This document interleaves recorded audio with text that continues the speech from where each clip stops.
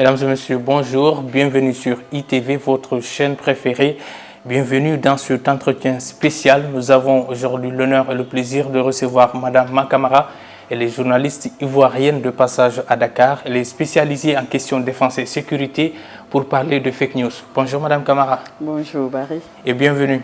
Merci. Donc, comme je l'ai dit, vous êtes enseignante en média training également et communication opérationnelle à l'Académie des forces armées de Zambokro, c'est à Yamoussoukro. Par ailleurs, vous êtes présidente de l'association de la presse étrangère dans votre pays en Côte d'Ivoire. Merci de nous avoir accordé cet entretien.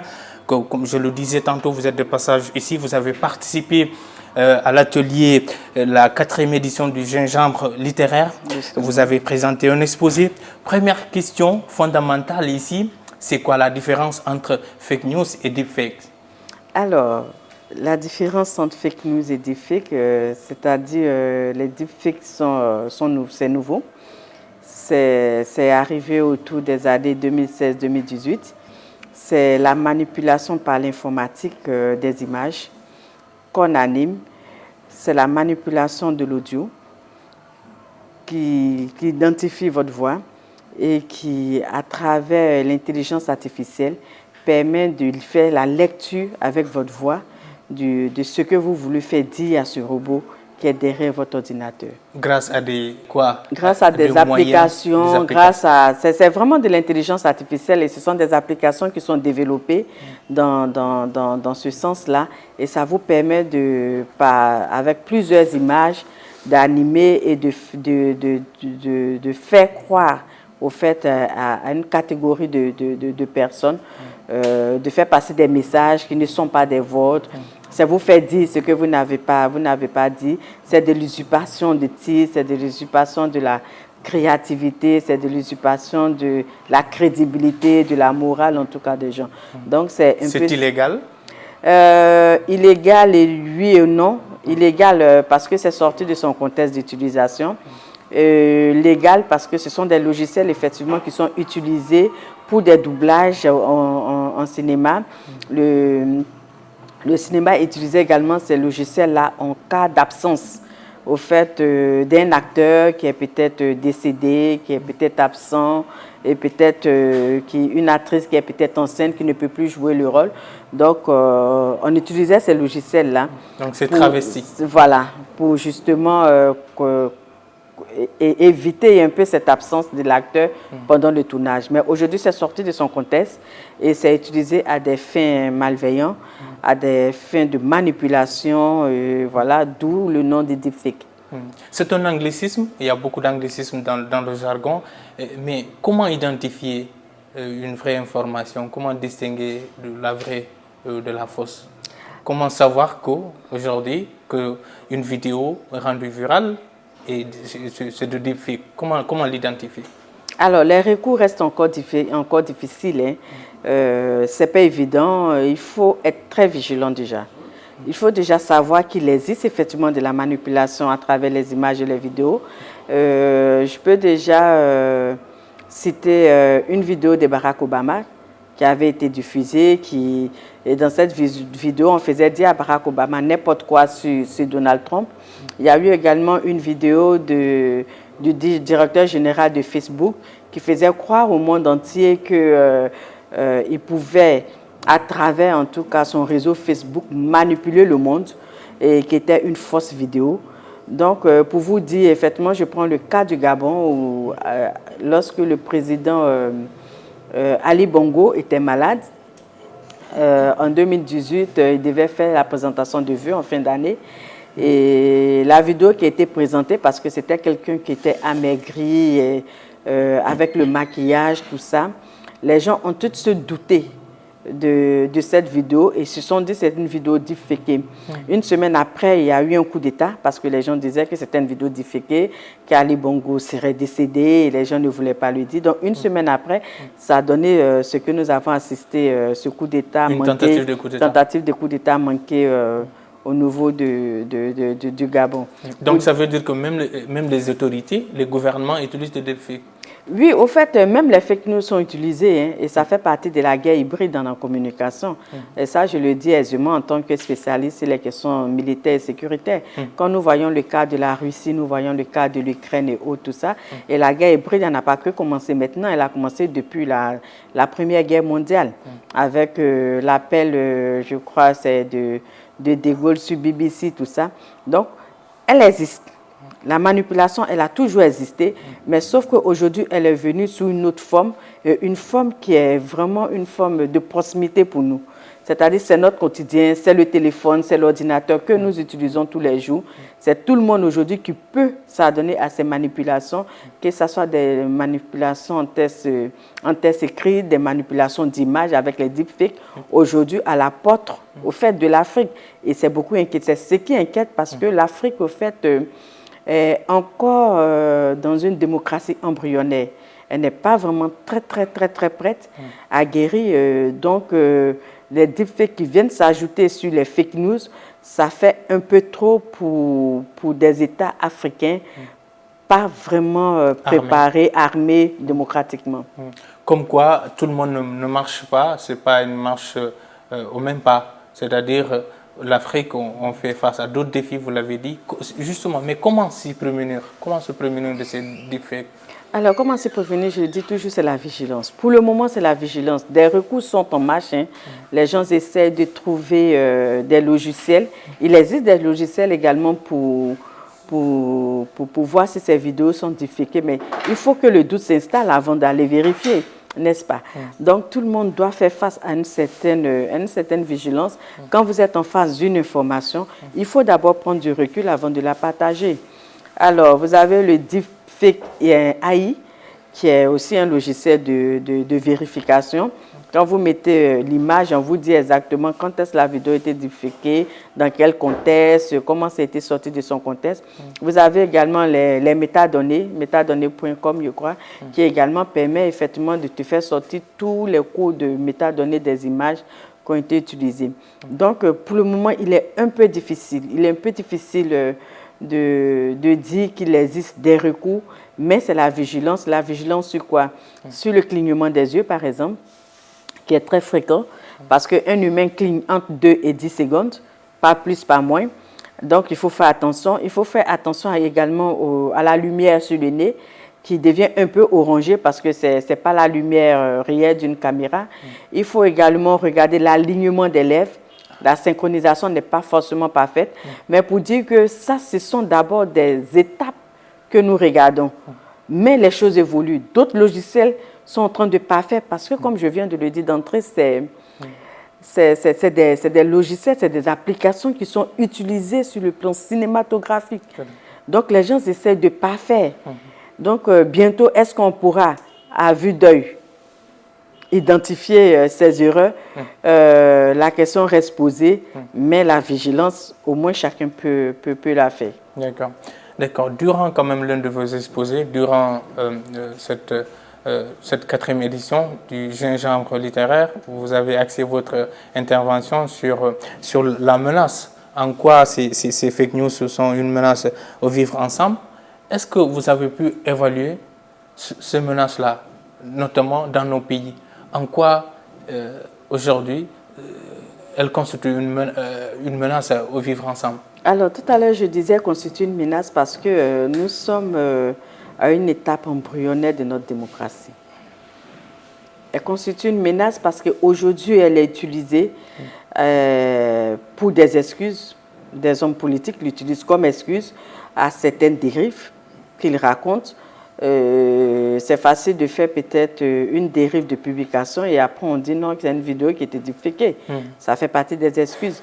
Elle constitue également une menace parce qu'elle peut être utilisée dans un schéma de sensibilisation mais mal orienté. Parce que hier, on faisait confiance à l'image. Hier, on faisait confiance à l'image. Aujourd'hui, on ne peut plus faire confiance à l'image parce qu'elle peut être utilisée. Avant qu'on dise « j'ai entendu à la radio », c'est que c'était crédible.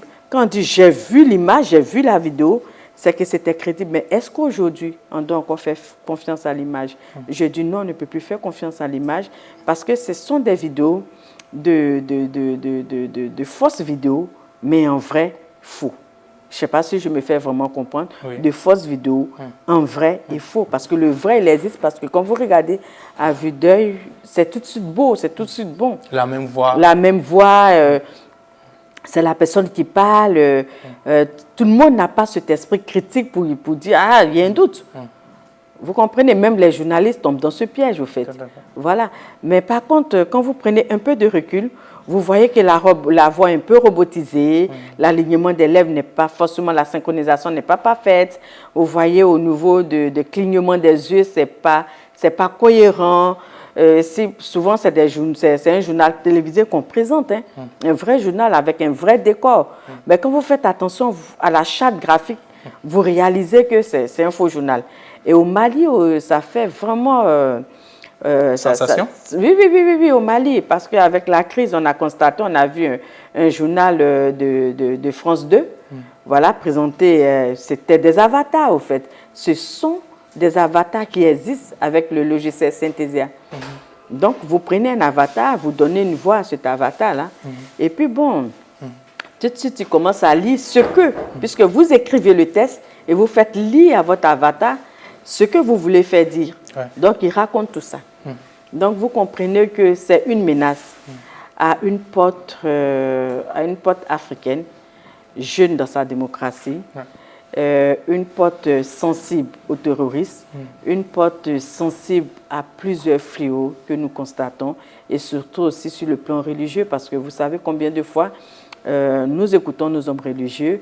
Donc, vous imaginez, pour une catégorie de personnes qui ne peut pas prendre du recul pour identifier une vraie d'une fausse image, en train d'écouter le guide religieux pour dire il faut faire ceci, il faut faire cela, on risque le pire. On peut se retrouver dans la même situation que les 1000 collines, on peut se retrouver dans la même situation que la manipulation de l'information qui s'est passée au niveau de la Côte d'Ivoire avec les histoires, notre pays, avec les histoires ethniques et religieuses, tout ça. Donc ici, c'est d'attirer surtout l'attention des uns et des autres pour dire aujourd'hui, on peut croire à la vidéo, mais pas authentiquement croire et véritablement croire à la vidéo. Il faut prendre du recul face aux images, face à la vidéo, parce qu'aujourd'hui, elle est manipulée à des fins, je dirais, néfastes. Il faut renforcer le plaidoyer, la sensibilisation, notamment les couches les plus vulnérables. Les autorités, est-ce que les autorités africaines sont aussi conscientes? Vous avez parlé du Mali tout de suite. Est-ce que les fausses rumeurs foisonnent? Oui, foisonnent. Et puis, est-ce que nos autorités prennent conscience? Je pense que non. Au fait, la sécurité d'un État passe par sa communication.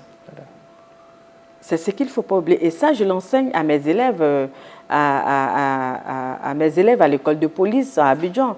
Je l'enseigne également en média training avec l'âme. Effectivement, la sécurité, ce n'est pas maintenant une question de force ou d'âme qu'on a. C'est la communication. Et une communication fragilisée, c'est un état exposé. Tout à fait. Avec la fuite des documents. Oui, la fuite de certains documents. Donc aujourd'hui, la communication opérationnelle, dans combien d'écoles militaires elle a enseigné en Afrique? Je dirais pratiquement non. Et elle a enseigné avec quel volume horaire? Sachant que c'est une âme très importante que nous avons. C'est peut-être 8 heures, c'est peut-être 2 heures ou 3 heures dans les écoles, mais il faut former les gens sur la communication opérationnelle. La communication opérationnelle qui est la communication de la sécurité des militaires, au fait. Parce que votre communication politique, ce n'est pas la même communication qu'on l'utilise en opération. C'est autre chose. Donc, il faut former. Et je répète et j'insiste là-dessus pour dire la sécurité passe par la communication. Et la communication est une âme très importante. Et il faut que nos dirigeants fassent attention au fait à ce point-là. Il faut que nos hommes, les hommes armés, soient vraiment formés en termes de communication opérationnelle. Aujourd'hui, quand nous voyons le terrorisme, vous voyez la communication faite autour du terrorisme. C'est une dérive. Il faut repenser la communication autour du terrorisme. Parce qu'en réalité, c'est la propagande. C'est-à-dire, il y a des pays quand même voisins de votre pays ou du nôtre, du Sénégal, ici au Mali, du Burkina, qui sont aujourd'hui dévastés littéralement par le terrorisme. Mais oui, parce qu'on laisse la place. Comment s'y prendre, notamment en parlant de fake news et tout ça? Quelle posture adopter?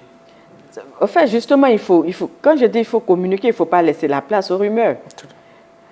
C'est vrai que l'armée, la sécurité, je dirais, ce sont les grandes muettes. Mais il y a être muet et il y a décider de se taire. OK? On peut se taire sur des faits. Ce n'est pas tout qu'il faut mettre sur la place publique. Mais quand vous donnez de l'information aux professionnels, ils savent ce qu'il faut en faire. Aujourd'hui, avec l'armée française, l'armée américaine, toutes les actions sont filmées. Vous pouvez décider de faire une guerre avec l'armée française en tant que journaliste reporter de guerre. Ouais. Oui, mais vous ne pouvez pas faire une guerre avec notre armée. Vous ne pouvez pas les suivre. Aujourd'hui, il y a une véritable guerre entre les forces françaises en Afrique et Wagner. Voilà, par exemple. Guerre numérique. Voilà, et ça fait partie de la guerre hybride. C'est la guerre de la communication. Et vous voyez comme ils prennent le marché, ils prennent au fait, quand je parle de marché, c'est en termes d'audience. Donc vous voyez comme ils occupent l'espace en termes d'audience. Et chacun, on ne se retrouve plus. Donc il faut savoir communiquer et il faut donner du contenu en termes de communication pour que les gens sachent exactement qu'il existe un véritable... En parlant de Wagner au Mali, vous avez vu des vidéos satellitaires qui ont été diffusées, tout ça. Tout ça, c'est des deepfakes. Faisons croire un certain nombre de choses au niveau du Mali, au niveau de l'armée française. Mais c'est carrément deepfaké, quoi. Vous comprenez? Oui. Donc, il faut vraiment faire attention à ces aspects et dire que ça existe, au fait, la manipulation d'images et la manipulation de la vidéo.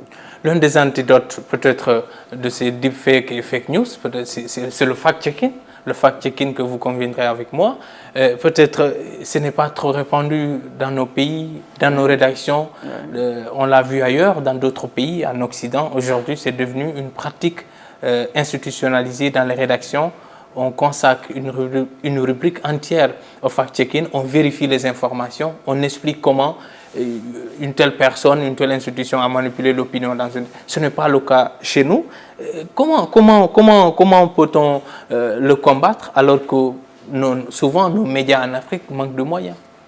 Oui, voilà, c'est dommage quand même. Je commence déjà par ce dernier point. Nos médias en Afrique manquent de moyens, c'est vraiment dommage. Il faut déjà commencer par industrialiser l'espace médiatique en Afrique. Parce qu'aujourd'hui, je prends l'exemple de la Côte d'Ivoire. La plupart des médias, des quotidiens et autres sont attachés à des colorations politiques. C'est des individus qui viennent comme ça, qui n'ont pas le sens du business, qui viennent investir. Mais si vous avez de vrais investisseurs qui pensent business, ils sauront plus ou moins qu'il faut vraiment travailler. Il faut embaucher des personnes professionnelles pour travailler. Mais ici, il suffit de prendre un petit journaliste ou bien peut-être un petit étudiant qu'on ne va pas payer. Voilà, on le met dans une rédaction et on lui demande de se faire payer sur le terrain. C'est bien dommage. Et pourtant, en Côte d'Ivoire, il existe une convention de la presse qui demande une base salariale à ces journalistes-là. Donc, il faut déjà commencer à industrialiser nos médias et vous allez voir que ça va professionnaliser le secteur. Ça va professionnaliser le secteur. Et si nous arrivons également sur le fact-checking, c'est la base du métier du journaliste. Et quand vous arrivez dans une école de journalisme, et même dans une rédaction, si vous ne faites pas d'école, quand vous arrivez dans une rédaction, il y a deux choses qu'on vous apprend. La première des choses, avoir les faits, être très fidèle aux faits. Et la deuxième des choses, c'est quoi? La vérification. Il faut vérifier les informations. Le recouper. Et après les traiter et les diffuser. Parce que ce n'est pas tout ce qu'on entend qu'on diffuse. Nous avons aussi un devoir de cohésion sociale. Ce n'est pas parce qu'on a entendu qu'il faut diffuser et qu'il va créer peut-être une rupture sociale. Le journalisme de solution. Voilà. Aujourd'hui, nous arrivons vers le JOSO. Le journaliste de solution. Et les choses évoluent. Effectivement, il y a de plus en plus de formations sur le JOSO. Et moi, je suis parfaitement d'accord. C'est bien de critiquer, mais il faut mettre la solution à côté. Sinon, ça ne sert à rien de dénoncer. On dénonce et les choses n'avancent pas. Et les gouvernants doivent vraiment plus accompagner les journalistes dans ce sens. Sur le JOSO, le journaliste de solution, ils verront que ouais, ça sera une porte ouverte pour régler un certain nombre de problèmes. Ils doivent aussi investir sur tout ça, j'insiste, investir sur le fact-checking. Il faut créer, par exemple, des centres de recherche. Il ne faut pas dissocier information à la sécurité.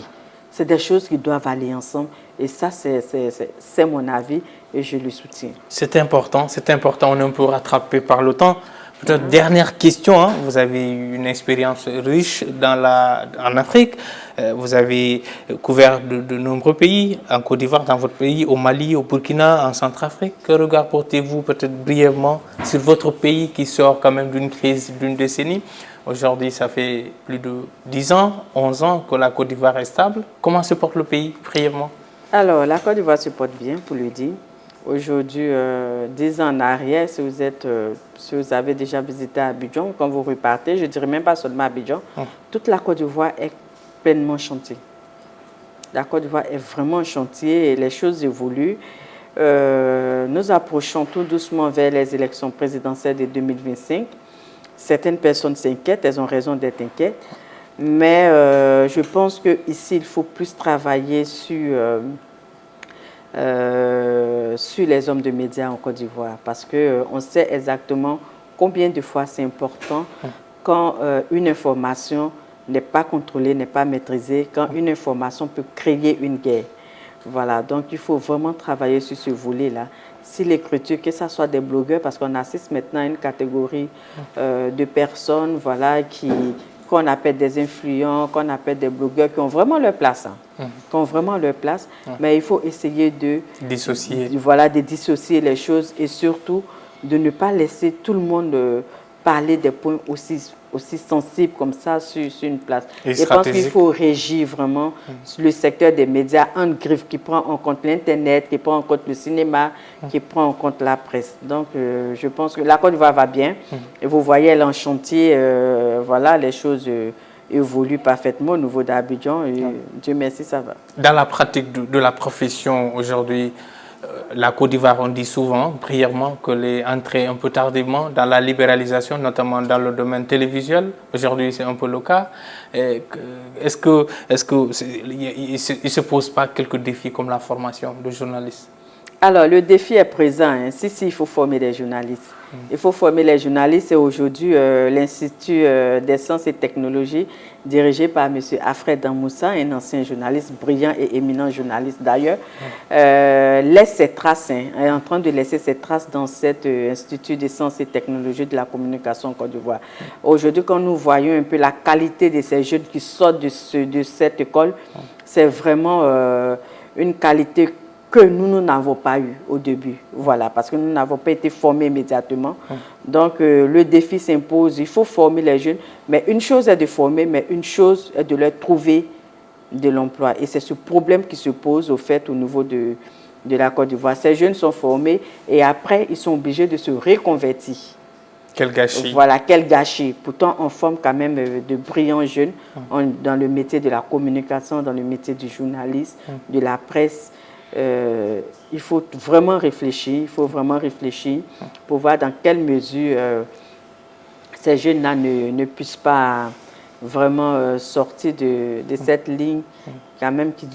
Bon, c'est une confiance, hein. Vouloir être journaliste, c'est faire confiance aux autres, c'est faire confiance aux aînés, on les a vus briller et on veut briller comme eux, on veut s'imposer comme eux. Et en sort, nous, on n'a pas de boulot, qu'est-ce qu'on fait? Voilà, donc c'est un peu ça. Mais l'école, en tout cas, a fait, c'était l'ISTC, qui forme vraiment de très bons attachés de presse, d'ailleurs, et de très bons journalistes. L'espoir est permis, quand même. Oui, l'espoir est permis. Voilà, l'espoir est vraiment permis. Et puis, je pense, pour faire rapidement, c'est vrai que le temps, il est un peu court, pour faire rapidement avec ce pourquoi je suis venue à Dakar, le J'aime littéraire, qui avait pour thème la cohésion, médias et cohésion. Un thème, je dis, qui est très important, très intéressant pour toute l'Afrique. Parce que si nous avons parlé des deepfakes, si nous avons parlé des fake news, tout ça rentre dans le cadre de la cohésion sociale qui a été initiée par le continent premier avec M. Gorgui Wade.